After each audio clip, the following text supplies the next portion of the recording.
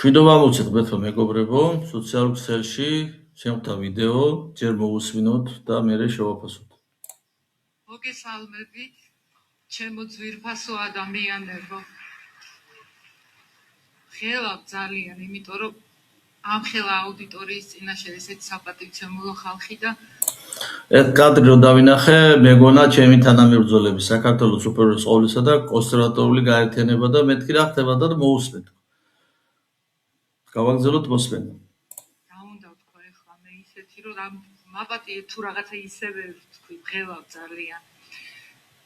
ესე იგი, ისეთი გავრაზებულები ვართ ჩვენ სულ ყველა და მე განსაკუთრებით ამ სიტუაციის გამო. ისე გავგიზდი ამასაკის ქალი, რომ Facebook-ში გამოსავალი ვნახე, რომ ეს ნაცები ლანძღო და ვამასხარაო და ვიგინები და საშინელებ. მე ერთო ჩემ სცენაზე დგას 50-ს განაცდებული საკმაოდ პატივსაცემი ხალბატონი და საჯაროდ ღია დარბაზის წინ საუბრობს, რომ Facebook-ში ვილანძღები და ვიგინები. გავაგზავნოთ აბა.